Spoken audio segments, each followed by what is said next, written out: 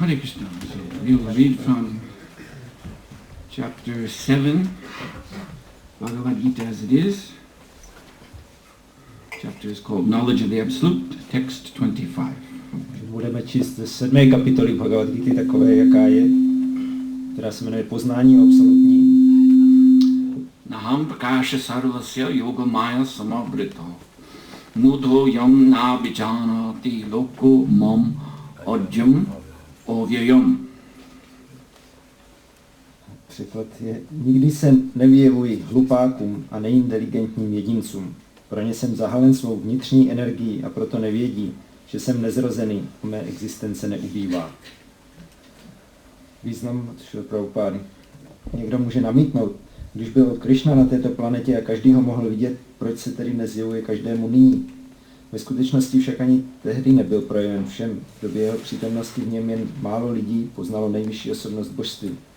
Když na shromáždění kurovců vystoupil Šišupál proti tomu, aby byl Krishna zvolen představeným shromáždění, Bhíšma stál při Krishnovi a prohlásil ho za nejvyššího pána. Jen pándůvci a několik dalších osob vědělo, že Krishna je nejvyšší. Neoddaným a obyčejným lidem se v tomto postavení nevyjevil.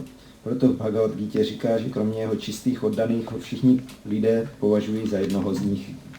Pouze svým oddaným se vyjevil jako studnice veškeré radosti. Pro neoddané, kteří jsou zákonitě neinteligentní, byl zahalen svou vnitřní energií. Ve Srimad Bhagavatamu 1.8.19 říká Kunti ve svých modlitbách, že pán je zahalen závojem zvaným Yoga Maya. A proto obyčejní lidé nemohou poznat.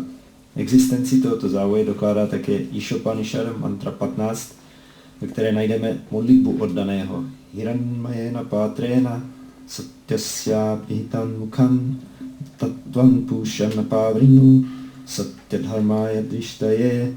O můj pane, udržuješ celý vesmír a oddaná služba tobě je nejvyšším náboženským principem, proto tě prosím, aby ses postaral i o mě. Tvá transcendentální podoba je zahalena yoga májou.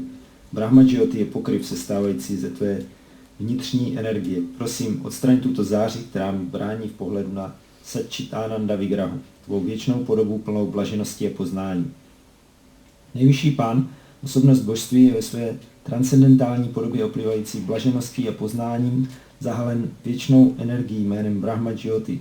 A z toho důvodu nemohou impersonalisté, lidé nedostatečné inteligence nejvyššího vidět. V Srimad Bhagavatamu 10.14.7 je také tato modlitba Brahmy. O nejvyšší osobnosti božství, nadduše, pane veškerého tajemství, kdo může odhadnout rozsah tvé síly a tvých zábav v tomto světě? Neustále rozpínáš svou vnitřní energii, proto tě nikdo nemůže poznat. Vědci a jiní učenci mohou dokázat spočítat všechny atomy hmotného světa, ale stejně nejsou schopni spočítat tvé transcendentální energie a vlastnosti, třeba že jsi přímo před nimi. Pán Krishna, nejvyšší osobnost božství, je nejen nezrozený, ale také avyaya, bez úbytku, má věčnou podobu plnou blaženosti a poznání a všechny jeho energie jsou nevyčerpatelné.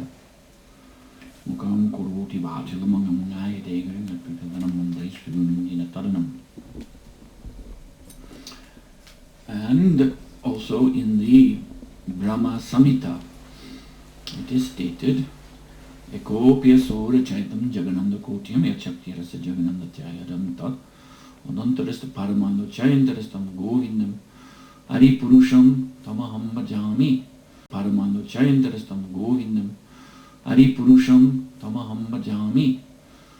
That Govinda, Krishna, echo, he is one undifferentiated entity.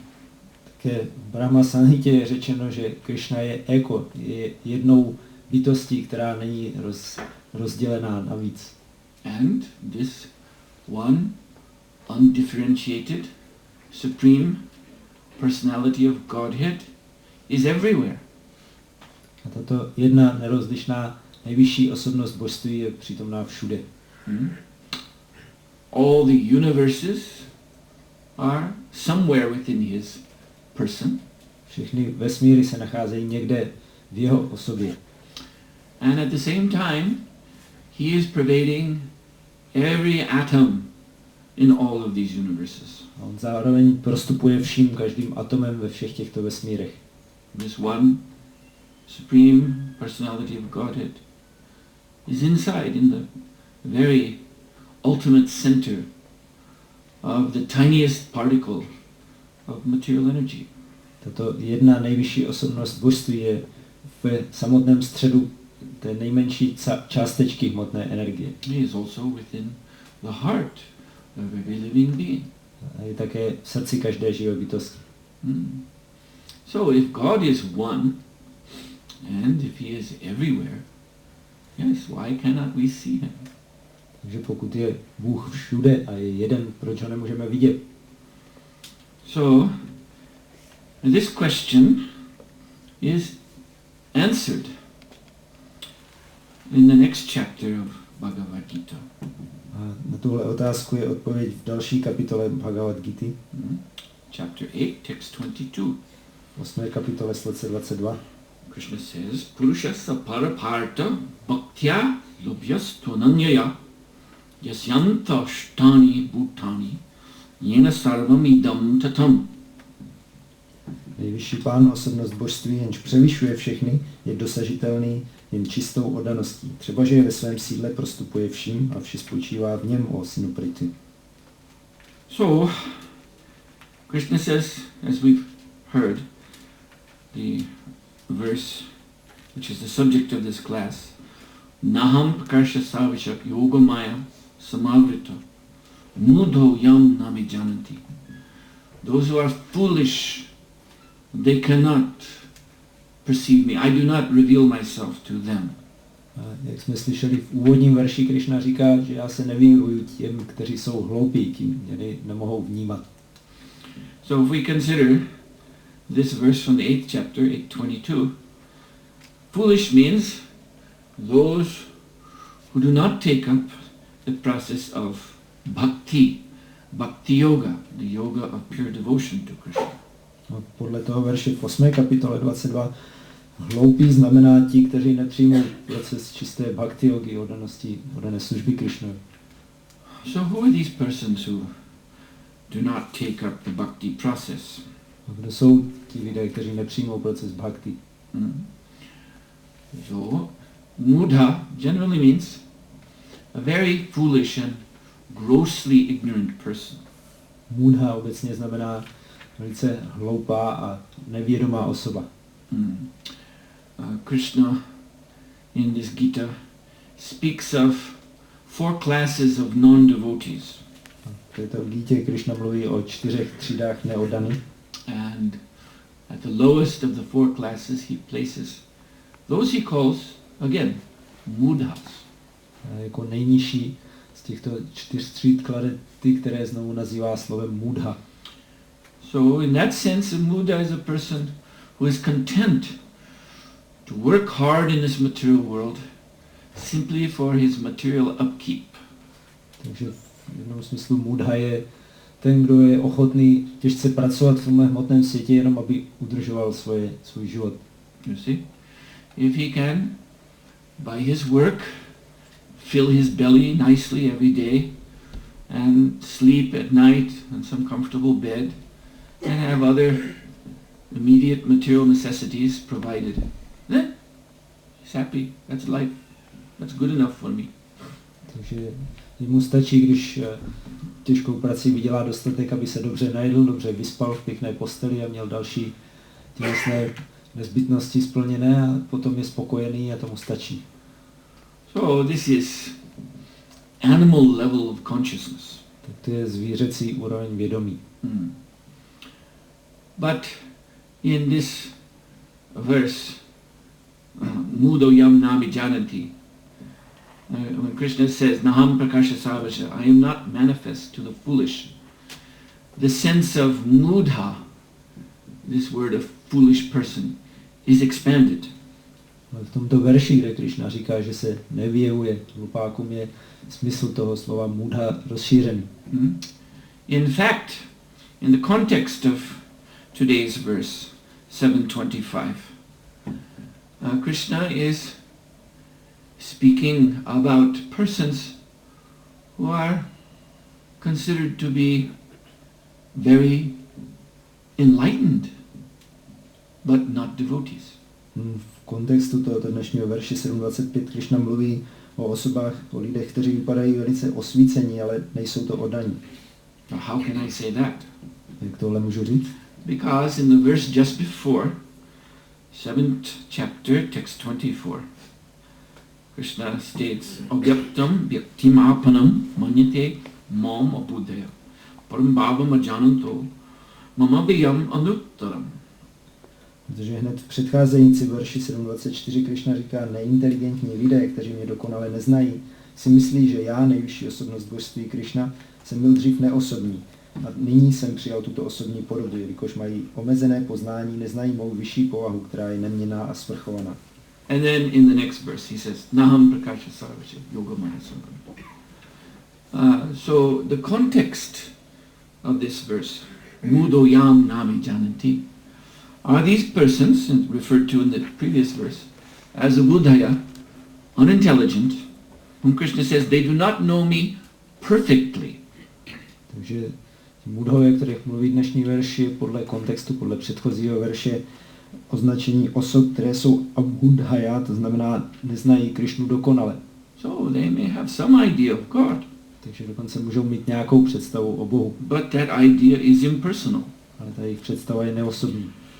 Vyaktam vyaktimapanam. It's very clear language. Krishna says, those who think that my personal form, standing here before you, Arjuna, and speaking this form of mine, is coming out of some impersonal source.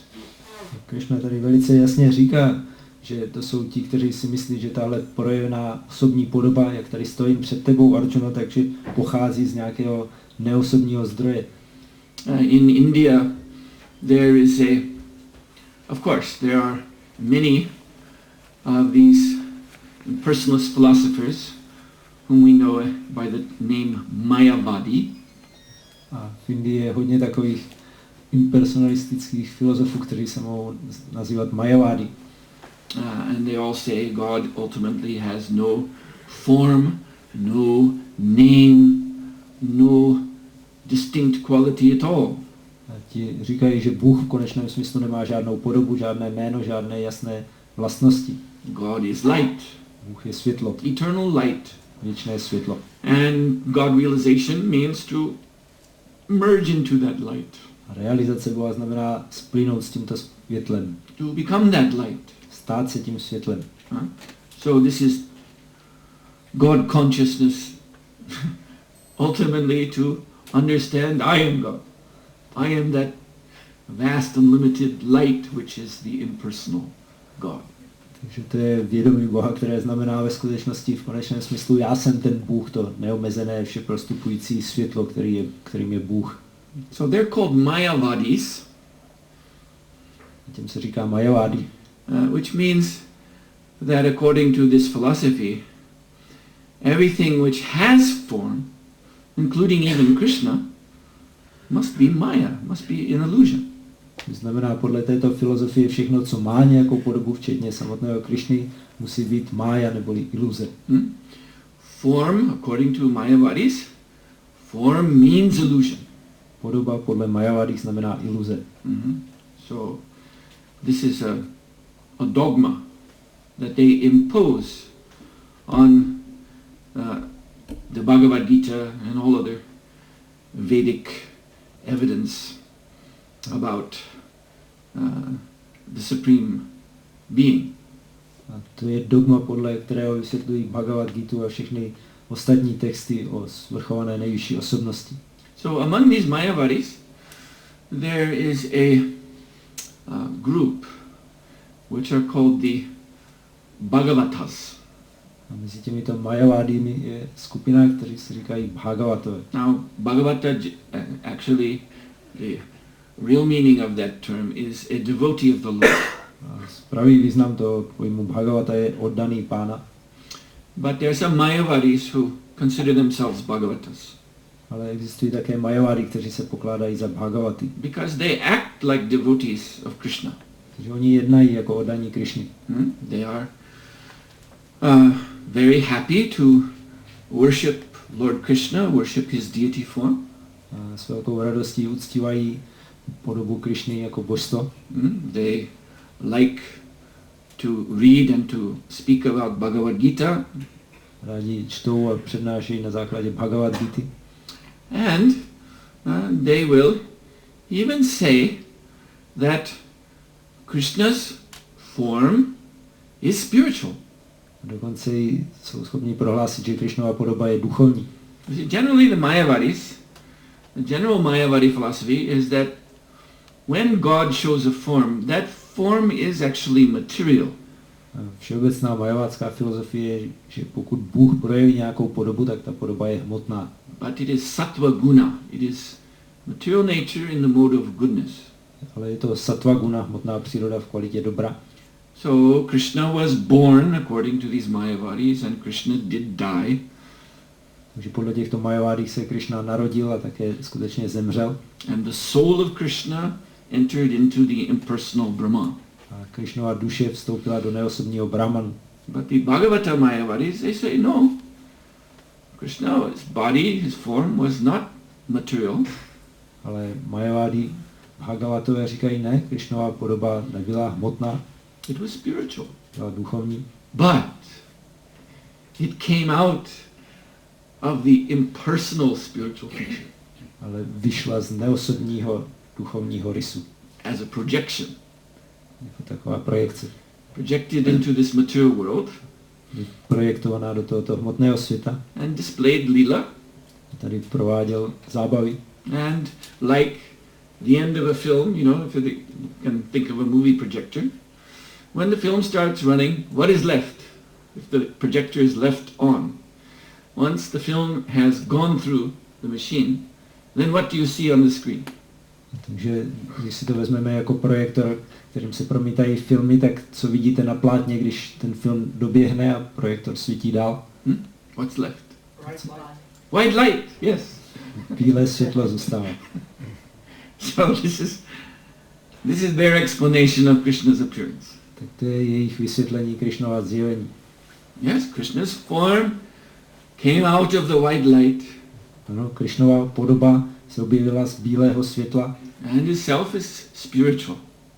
A sama je duchovní. But that spiritual form is subordinate to the source, which is the Brahma Jyoti. Ale tato duchovní podoba je podřízená svému zdroji, kterým je Brahma Jyoti. So for these Bhagava Mayavadis, there's no question of, as we say, going back home, back to Godhead, going to Goloka Vrindavan. That's not going back to the spiritual existence. Takže pro tyto Bhagavata Majavády není otázka jako o co my usilujeme jít zpátky domů, zpátky k Bohu na Goloku Vrindavanu. To není jejich návrat do duchovní existence. You see? So yes, if one is successful in spiritual life and attains liberation, then one may, because one has been devotee of Krishna, then Krishna's spiritual form manifests there, playing the flute. One sees all that for a moment, and then whoosh, it dissolves. And there's only light. Takže oni říkají, když někdo dosáhne duchovního osvobození, tak může tam vidět podobu Krišny, jak hraje na flétnu, ale ta potom zmizí a rozplýne se jenom v tom světle. So, whether it is this kind of Mayavadi, the Bhagavata Mayavadi, or the more traditional kind who says Krishna's body is material. Krishna is speaking of both in this Vyaktim Apanam verse. Krishna tady v tom verši Avyaktam Vyaktim Apanam mluví o obou druzích Mayavadích, ať o těch Bhagavata Mayavadích nebo o těch víc tradičních, kteří říkají, že jeho podoba je hmotná. Because both are saying Krishna's form has come out of Abhyakta, which means formless absolute. Oba říkají, že Krishnova podoba vyšla z Avyakty, to znamená beztvarého absolutna. So Krishna's form, Krishna, the Supreme Personality of Godhead, is not the ultimate truth of spiritual realization. Takže Krishnova podoba, Krishna jako nejvyšší osobnost božství, podle nich není konečnou pravdou duchovní realizaci. So Krishna in this verse he says that they do not know me perfectly. A Krishna v tomto verši říká, že ti mě neznají dokonale. And why? Because they are abudhaya. They are less intelligent. A proč? Protože jsou abudhaya, méně inteligentní. And then he says, Naham prakasha sarvasya. I am never manifest. Prakash means manifest. I do not appear as I am to such people. V tom říká, já se takovýmhle lidem neprojevuji a neukazuji takový, jaký jsem. And he says, Yogamaya samavrita. My Yogamaya, my own spiritual potency pushes these persons away from me. Říká, moje vlastní duchovní energie ode mě tyhle ty osoby odstrkuje. And in the purport, as we heard Srila Prabhupada explain, this Yogamaya curtain means this Brahma Jyoti, this white light of effulgence that streams off of Lord Krishna's transcendental form.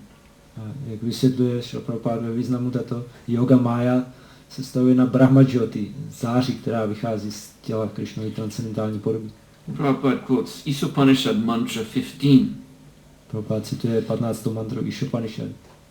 Hiranmayena patrina satyasya pihita mukam. So mukha means face. Mukha znamená obličej. So the Supreme Lord's face is very clearly mentioned in this verse, his personal form.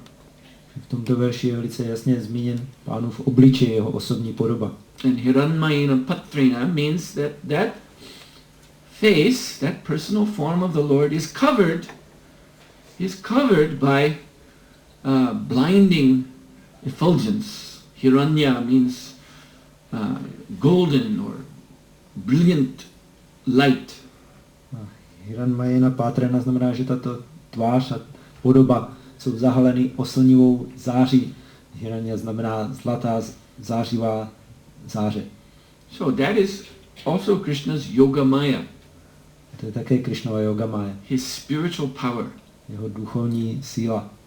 So those who have this impersonal contamination lodged very firmly in their heart, Takže ti, kdo mají pevně v srdci uložené toto neosobní znečištění, they are not able to cross over this barrier of Yogamaya.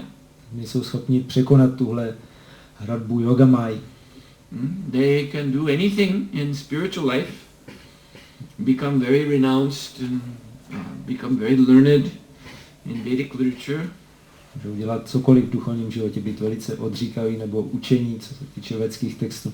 But as long as they have this impersonal pollution in the heart, ale dokud mají to neosobní znečištění v srdci, then Yogamaya will push them away from Krishna. tak je bude Yogamaya odstrhávat od Krishny. And this is actually what they want. A to je ve skutečnosti, co oni chtějí. They aspire for impersonal realization. To se oni ucházejí o neosobní realizaci. But they can never understand Krishna. Ale nikdy nemůžou pochopit Krishnu. And so therefore Krishna calls them also mudhas. They're ultimately very foolish. Protože Krishna taky nazývá mudhoje, že v konečném smyslu jsou velice hloupí. Because they have come so close. Because they're aspiring for liberation, for spiritual life. They come so close to Krishna consciousness. Protože přišli už tak blízko díky tomu, že se ucházejí o osvobození a duchovní život, tak se tak přiblížili k vědomí Krishny. But one thing stops them. from becoming actually Krishna conscious. Ale jedna věc je zastavuje před tím, aby se skutečně stali vědomí si Krišny. And what is that one thing? A co je ta jedna věc? It is the ahamkar, the false ego. To je ahankára, falešné ego. Because to really become Krishna conscious To je skutečně si být vědom Krišny. means to accept my position, my actual eternal position. I am servant, I am not master. Znamená přijmout svou skutečnou věčnou pozici, že jsem služebník a ne pán. I am servant of Krishna, I am servant of Krishna's devotees. Jsem služebník Krišny a služebník Krišnových oddaných. If we are intelligent, even if we look at our life now, we will see that's the ever-present fact. We are servants. Pokud jsme inteligentní a podíváme se na svůj současný život, tak vidíme, že to je věčně přítomný faktor, že jsme služebníci. A person who is very proud and arrogant, who talks badly about all other people, trying to be the Lord and Master. Někdo mluví velice arrogantně a povyšuje se nad ostatní lidi, je pyšný a snaží se být pánem a vládcem. By that activity, that person proves he's a servant. Tak už s tímhle samotným jednáním ten člověk dokazuje, že je služebník. Because he's serving his pride, he's serving his anger, he's serving his harsh speech. Protože slouží svojí píše, svému hněvu a svojí hrubé mluvě. You see, when we get in this arrogant mood, then words come from our mouths. Later on, privately, we regret, why did I say those bad things? But because of pride, we have to keep it up. I'll never say I'm sorry, even though inside we feel very bad. This means we're servant. Pokud se dostaneme do takové arrogantní nálady, tak říkáme taková ošklivá slova, kterých potom v soukromí litujeme, proč jsem takhle mluvil, ale v té náladě si to nepřipustíme, že bych se omlouval, protože a to dokazuje, že jsem služebník této své pýchy. So to know Krishna perfectly, as Krishna is indicating, to know him perfectly means to accept our position. I'm servant. Takže znát Krišnu dokonale znamená přijmout naši pozici, že jsem služebník. I'm servant of Krishna. Jsem služebník Krišny. And so I bow down before Krishna. A proto se klaním před Krišnou. I don't declare myself one with Krishna. A neprohlašuji se za totožného s Krišnou. But I'm seeking shelter at Lord Krishna's lotus feet, seeking to render him service, to please him. Hledám útočiště u lotosových nohou Pána Krišny a snažím se ho potěšit a sloužit mu. So this Mayavadi pollution, this impersonalist pollution, means he can't do that. Toto majavátské neosobní znečištění, kdo má, tak znamená, že to není schopný dělat. He can't give up this idea that ultimately I am God. Není schopný se vzdát té představy, že v konečném smyslu já jsem Bůh. So this is why Krishna says, Mudha is very foolish. Proto Krishna říká Mudha, že je velice hloupý. So by sticking to this foolish idea, then this person effectively condemns himself. A tím lpěním na téhle hloupé představě se velice účinně ten člověk sám odsuzuje. Yoga Maya, this spiritual potency that Krishna mentions in this verse, actually her service to the Lord is to bring the devotees to Krishna. Služba Yoga Maya, té duchovní síly, kterou Pán zmiňuje v tomto verši, je, aby oddané přiváděla ke Krishnovi. She examines all those who are candidates for liberation, for entering the spiritual world. Ona zkoumá všechny uchazeče o vstup do duchovního světa, o osvobození. Because the spiritual world is under her authority. She is the spiritual nature. Protože duchovní svět je pod její vládou, ona je duchovní přírodou. So she examines them all, and those who are actually devotees, pure devotees of Krishna, and she brings them into the Lord's presence according to their bhava, their mood of pure devotion. She arranges their relationship with Krishna. Takže ona všechny zkoumá a kdo jsou čistí oddaní Krišny, tak podle jejich bhávy, podle nálady jejich vztahu ke Krišnovi je přivádí do Krišnovy přítomnosti a zařizuje tam vše pro ten vztah. Some devotees, they aspire to serve Krishna in a friendly mood, as a friend of Krishna. Někteří oddaní se ucházejí o to, aby mohli sloužit Krišnovi v přátelské náladě, jako jeho přátelé. So that is a bhava, a spiritual mood called sakya. Takže to je bhava, neboli duchovní nálada zvaná sakya. So you have seen, probably all of you, pictures of Lord Krishna and his friends taking lunch in the pasturing grounds of Goloka Vrindavan. Pravděpodobně všichni jste viděli obrázky, jak Krishna se svými přáteli obědvá na pastvinách Goloky Vrindavan. So those devotees, those cowherd friends, those gopas, they're in that position by the blessing, the arrangement, the grace of the Yogamaya potency. A tito oddaní gopové pasáčkové jsou v takové pozici díky milosti a poženání energie Yogamaya. And then there are the gopis, the cowherd girls. They dance with Krishna. Potom zase gopi, pasačky krav, tančí s Krišnou. So that is another example of bhakti bhava, mood of devotion. To je zase další příklad bhakti bhavy neboli nálady oddanosti. So Yogamaya is bringing the pure devotees into such relationship with Krishna. Takže Yogamaya přivádí čisté oddané do těchto vztahů s Krišnou. But those who are not actually bhaktas, those who are not actually devotees, she pushes away. Ale ty, kdo nejsou skutečně bhaktové neboli oddaní, tak ty odstrkává pryč. The jnanis, those who have come to transcendence by force of the mind, force of meditation, not by bhakti. Dhyány, kteří došli k transcendenci silou své meditace a svého uvažování, ale ne skrze bhakti. So Yogamaya floods their consciousness with this impersonal light. Tak Yogamaya zaplaví jejich vědomí tímto neosobním světlem. And they become blinded by that light. A oni jsou oslepeni tímto světlem. Stunned. A úplně stuhlí. Just like a deer. A deer, if wanders into a road, country road at night, out of the woods, and a car is coming, and seeing the headlights of the car, and the deer very often will just freeze and stand in the middle of the road.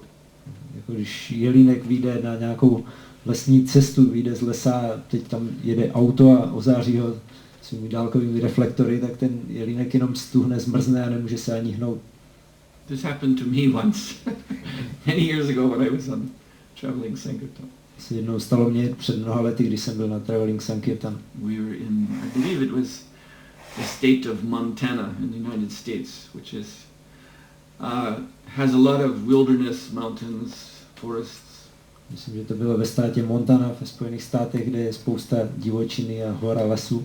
And we were going down one road, rather late at night. We were trying to go from one city to another after Sankirtan. So one shouldn't drive so late, but we were, as they say, very fired up.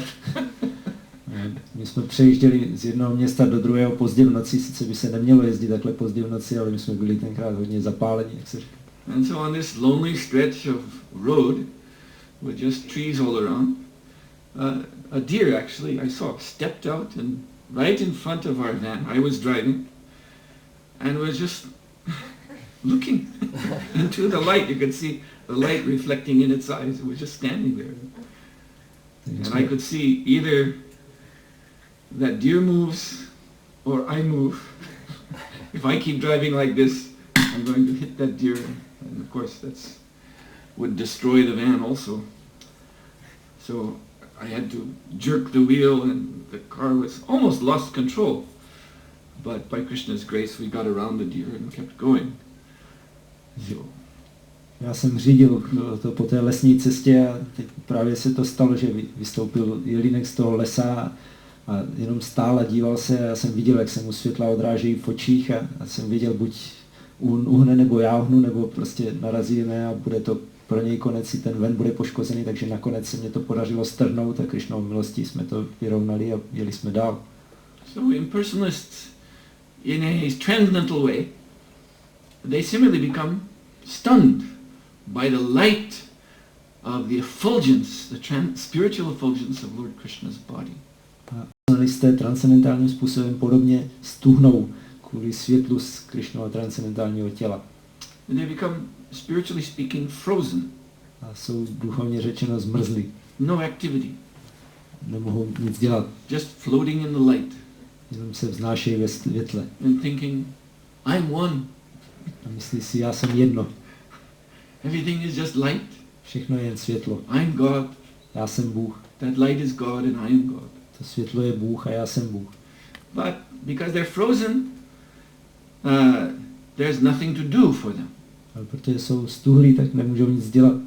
And the spirit, soul, by nature, is dynamic, not passive.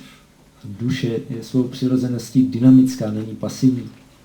As spiritual beings, we all yearn for activity, for relationship. My všichni jako duchovní bytosti dychtíme po činnosti a po vztahu. For reciprocation, give and take. Po opětování, braní a dávání. That is our nature. To je naše přirozenost. So actually, bhakti yoga is really the natural yoga for the spirit soul.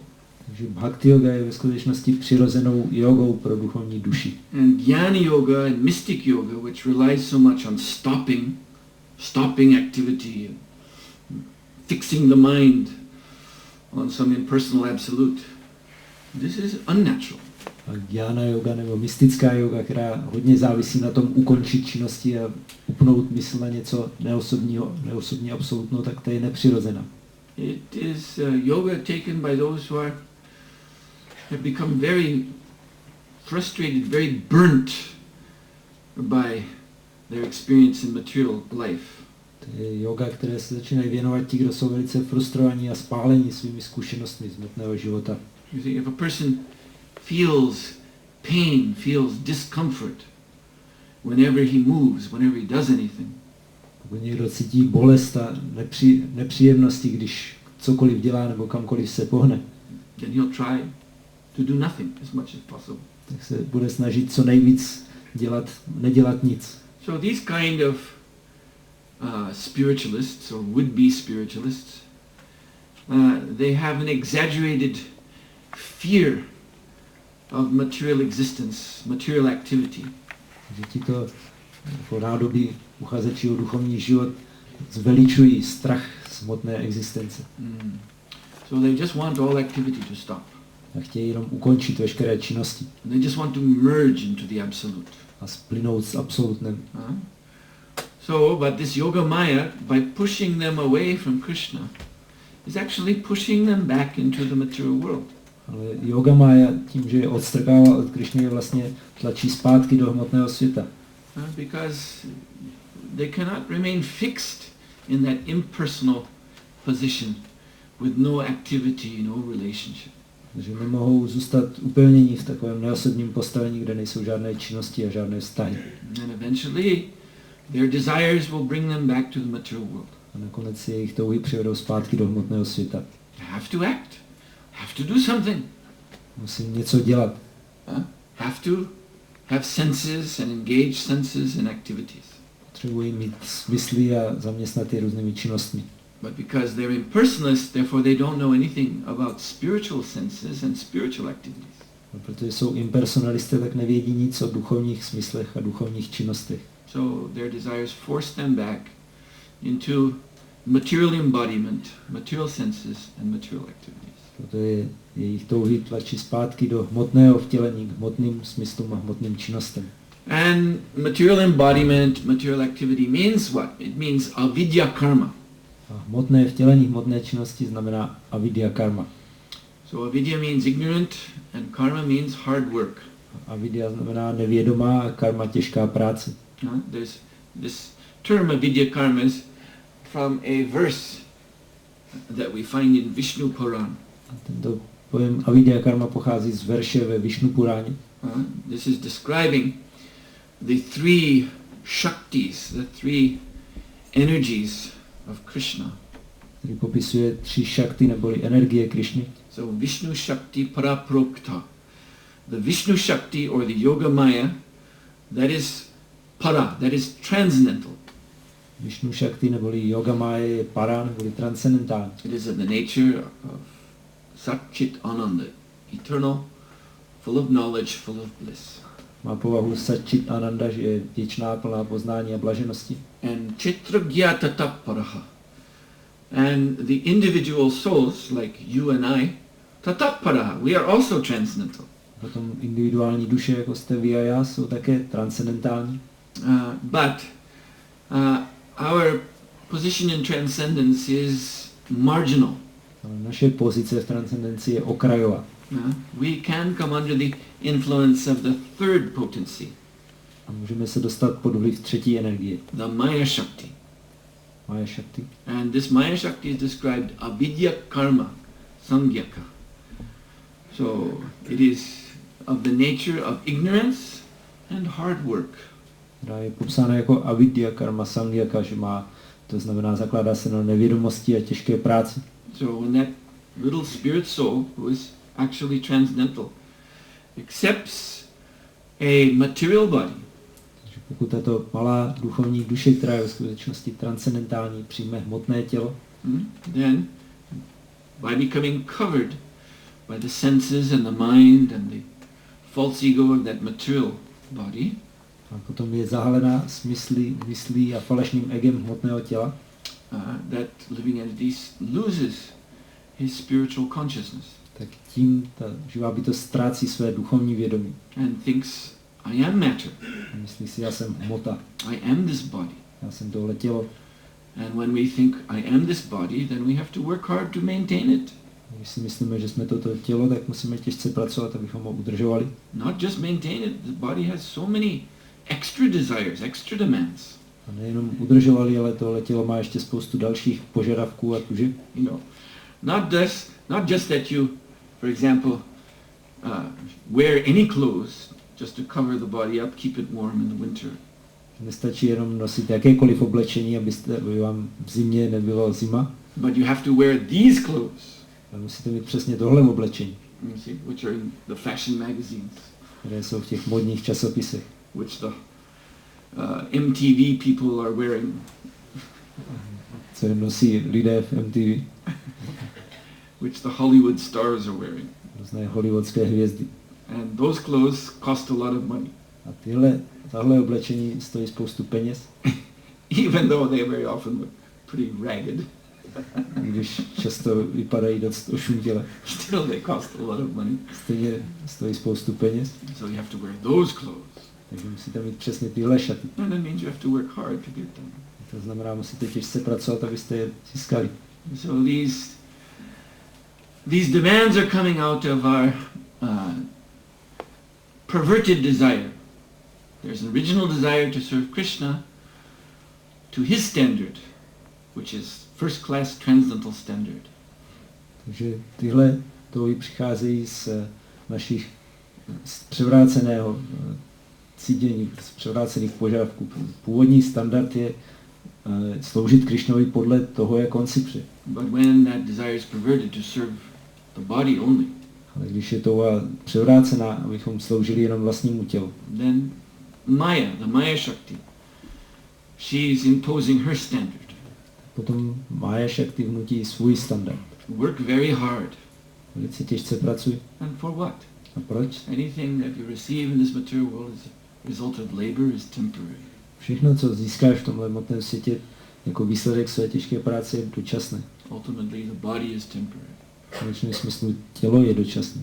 But as long as the spirit soul is captivated by these material desires, he has to go on and on, taking body after body. Ale dokud je duchovní duše uchvácená těmito touhami, tak musím znovu a znovu přijímat další a další tělo. Working like an ass. A pracovat jako osel. And so that's why Krishna is using this term mudha. Proto Krishna používá to slovíčko mudha. He's, as I explained, he's actually referring to impersonalist mystics. Jak jsem vysvětloval, on ve skutečnosti mluví o neosobních mysticích. Whom we may think, oh, they're very elevated. O kterých my bychom si mohli myslet, jak jsou vznešení. They're not gross materialists. To nejsou žádní hrubí materialisté. But what Krishna is indicating, sooner or later they will become gross materialists. Ale Krishna naznačuje, že dřív nebo později se z nich hrubí materialisté stanou. They will be forced. Budou donuceni. Because they do not give up this impersonalism. Že se nechtějí vzdát svého impersonalismu. So this impersonalism, therefore, we can understand logically, philosophically, that impersonalism is the background of material existence. Takže z toho logicky a filozoficky můžeme chápat, že impersonalismus je pozadí celé hmotné existence. When we are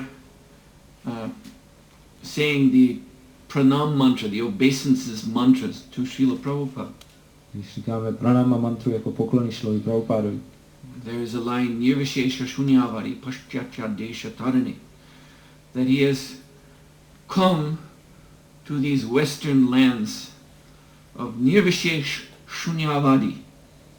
Tak tam je řečeno, že on přišel do těchto západních zemí, kde převládá nirvishesh a shunyavadi. By his mercy, Srila Prabhupada came to these western countries to preach the message of Lord Chaitanya. A ze své milosti Srila Prabhupada přijel do těchto západních zemích kázat poselství Pána Chaitanya. And why are these western lands said to be full of nirvishesh shunyavadi? Proč je řečeno, že tyto západní země jsou plné nirvishesh a shunyavadi? Nirvishesha means, of course, the idea that God has no form. Nirvishesha označuje tu představu, že Bůh nemá žádnou podobu. And shunyavadi means that the ultimate reality is void. A shunyavadi znamená, že konečnou realitou je prázdno. Everything is ultimately nothing. Všechno je v konečném smyslu nic. Yeah, well, this is actually the predominating philosophy of the modern so-called civilized world. A to je ve skutečnosti převládající filozofie moderního takzvaného civilizovaného světa. These are doctrines that are very, very, very prominent in science. To jsou doktriny, které výrazně převládají ve vědě. The scientific theory of creation, the Big Bang, Vědecká teorie stvoření, ten velký třesk, instructs us that this universe arose from a primordial explosion. Nás učí, že tento vesmír vznikl z prvotní exploze. And what exploded?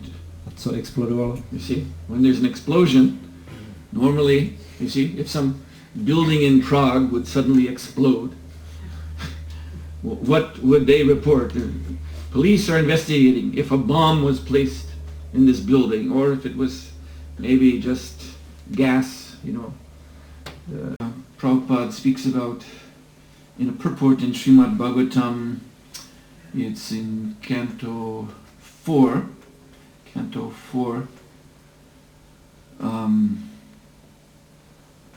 I've forgotten the number of the chapter, but in Canto 4, Prabhupada, in a purport, he explains this very clearly. Takže vnímat vesmírnou podobu je stádium realizace, o kterém Prabhupada mluví ve výkladu v 4. zpěvu. That when one comes to the Vasudeva Sattva platform, the platform of pure goodness above the three modes of material nature, když člověk dojde na úroveň Vasudeva Sattvy, což znamená čisté dobro nad kvalitami hmotné přírody, then one actually achieves this Kshetragya position. pak získá tu pozici Kshetragya. So Kshetragya means to know the field of activities that the soul has been placed in this material world. Což znamená znát pole působnosti nebo činností, do kterého byla duše umístěná v tomhle světě. To know it in full. A znát v plnosti. And this is also explained in chapter 13 of the Gita. To je taky vysvětleno v 13. kapitole Gity, Where Krishna is explaining to Arjuna that field of activities. Krishna vysvětluje Arjunovi to pole činností, působnosti. So Srila Prabhupada explains in the Bhagavatam purport that to become Kshetragya is to see the universal form, because the universal form, in the universal form, all these items of the Kshetra are actually manifest as they are. A Srila Prabhupada vysvětluje, že to Kshetragya v tom výkladu ve Srimad Bhagavatamu znamená ve skutečnosti vidět, vnímat vesmírnou podobu, kde jsou všechny ty elementy toho pole činností umístěny. Because the universe is not as we see it through our telescopes. Protože vesmír není to, co vidíme skrze dalekohledy. The universe is also a form of Krishna. Vesmír je také podoba Krišny. And it's revealed to Arjuna in chapter 11. Je vyjevena Arjunovi v 11. kapitole. And the day will never come when that universal form will be seen in some telescope. So many faces of the Lord going in infinite directions and arms. No scientist is ever going to see that in his telescope. A to se nikdy nestane, že by tuhle podobu Krišny s mnoha obličeji, mnoha pažemi viděl nějaký vědec s nějakým dalekohledem. Because that vision of the universe is for those who are above the modes of nature. Že takové vnímání vesmíru je pro ty, kdo překonali kvality hmotné přírody. And that vision is also a reward of the Lord, as you have mentioned. A tuhle vizi také dává Pán, jak si říkal. Krishna tells Arjuna, you need divine eyes to see this form. Krishna říká Arjunovi, potřebuješ božský zrak, abys tu podobu mohl vidět. And then with those divine eyes, when Arjuna said to Krishna, I'm very frightened by seeing this form, please show me your four-armed form. Then Krishna revealed that form to Arjuna with his divine eyes. Když potom byl Krišna vystrašený z té vesmírné podoby a říkal, jak chci vidět tvou čtyřrupou podobu Nárajana, tak zase s tím božským zrakem Krišna umožnil vidět tuto podobu. And at last his two-armed Manusha Rup. Nakonec svou dvourukou Manusha Rup. So all these forms are transcendental in the sense, transcendental basically means above our present perception. A všechny tyto podoby jsou transcendentální ve smyslu, že přesahují naše současné vnímání. So one needs the blessings of divine eyes to see either universal form, four-armed Narayan form, or two-hand Krishna form. Takže člověk musí být požehnaný božským zrakem, aby mohl vidět buď vesmírnou podobu, nebo čtyřrukou podobu, nebo dvourukou podobu. All right then. So we'll stop here. Thank you very much. Srila Prabhupada ki jai. Suhotra Maharaj ki. Something ignited, but there was some cause. Something exploded. Za normálních okolností, třeba kdyby explodovala nějaká budova tady v Praze, tak by potom policie zkoumala, co to vlastně explodovalo, jestli tam unikal někde plyn, nebo tam byla nastaležená bomba. So according to Big Bang theory, what exploded? A co explodovalo podle teorie velkého třesku? It was the void. Bylo to prázdno. Now if modern armaments industry, like here in Czech Republic is known around the world for producing this explosive called Semtex. Kdyby v moderním zbrojním průmyslu, jako tady Česká republika, je slavná na světě tím, že vyrábí Semtex výbušninu. So if these scientists who produce the Semtex, if they could find a way to make nothing explode, how wealthy they would become, how much money they could make. Because with no investment, they could make a powerful explosion.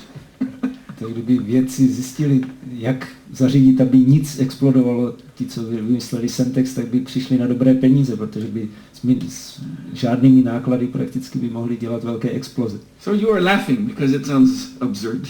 Se smějete, protože to je absurdní. How can you make nothing explode? Jak byste mohli zařídit, aby nic explodovalo? But that's the Big Bang theory. Ale to je teorie velkého třesku. In the beginning there was nothing and it exploded. Na počátku bylo nic a to explodovalo.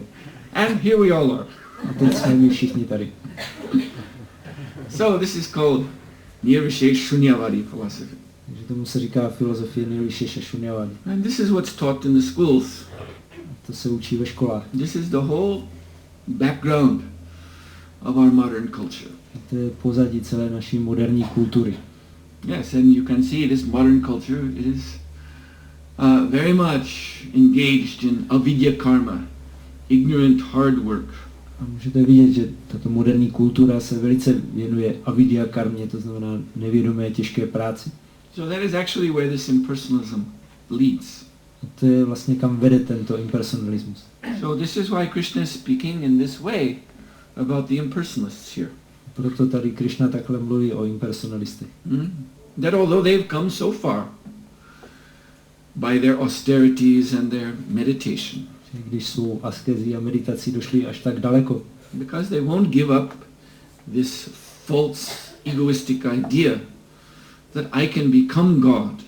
Ale nechtějí se vzdát té falešně egoistické představy, že já se stanu Bohem. My yoga maya will push them back into the material world. Tak moje yoga maya je zase odstrčí zpátky do hmotného světa. Yes, so in this material world everyone is struggling to become God. Tak v tomhle hmotném světě se každý těžce snaží stát Bohem. Everyone wants to be number one. Každý chce být číslo 1. Everyone wants to be the center. A každý chce být středem. You see? So that's why there is this material world, because there are living entities whose hearts have become polluted by this impersonalism. Proto existuje hmotný svět, protože tady jsou živé bytosti, kteří mají srdce znečištěné impersonalismem. Mm-hmm.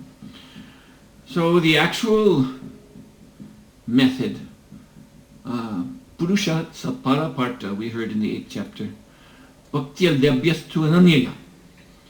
The actual method out of this material world, according to this verse 8:22 in Gita, is that we have to obtain, labhya. Labhya means to obtain the Purusha Para, the supreme personality of Godhead. Takže ten verš 8.22, který jsme četli, říká, že způsob, jak se dostat z tohoto hmotného světa, je, že musíme získat, nebo labhya znamená získat osobnost, nejvyšší osobnost božství. And how we do that, Krishna says, bhaktya labhya. You can obtain him by bhakti. To ananyaya means bhakti that is not mixed with other motivations, even other spiritual motivations. Krishna říká, jak ho můžeme získat, a je to skrze bhakti, která je ananyaya, to znamená oddanou službu, která je prostá jakýchkoliv jiných, třeba i duchovních motivací. Mm-hmm. The only pure motivation is to serve Krishna, to please Krishna. Jedinou čistou motivací je sloužit Krishnovi a těšit Krishnu. So what's an example of a impure motivation? A co je příkladem nečisté motivace? Mixed motivation. Smíšené motivace. So that would even be the urge to get out of this material world. Tak to je i samotné nutkání dostat se z tohoto hmotného světa. To get out of the distresses of material existence. A vymanit se ze všeho utrpení hmotné existence. Of course, this urge to get liberation, this is bringing, I would say, bringing everyone to Krishna consciousness in the beginning. Tohle nutkání získat osvobození je tím, co v začátku přivádí vlastně každého k vědomí Krishny. But there's a danger if we maintain this. Ale je v tom nebezpečí, pokud si tohle budeme uchovávat. You see, if our spiritual life is motivated mainly by this urge to get free of material distress, pokud je náš duchovní život motivován hlavně tímhle nutkáním zbavit se hmotného utrpení, then you see, when you take up bhakti yoga, you chant Hare Krishna, you serve Krishna, the material distresses, they already go. Můžete vidět, když se začnete s bhakti jogou, zpíváte Hare Krishna, sloužíte Krishnovi, tak to hmotné utrpení odchází. Because chanting Hare Krishna, as it explained in the Shastra, chanting Hare Krishna even at the abhas stage, abhas means not at the pure stage, but at the clearing stage. Abhas means the clearing stage. Takže jak vysvětluje šástra, tak zpívání Hare Krishna už ve stádiu abhasa, to znamená ne úplně čistém stádiu, ale ve stádiu očišťování. One is chanting Hare Krishna, but has not fully realized that this name, this mantra is identical, is Krishna himself. Když člověk zpívá Hare Krishna, ale nemá plnou realizaci toho, že tato mantra je samotný Krishna osobní.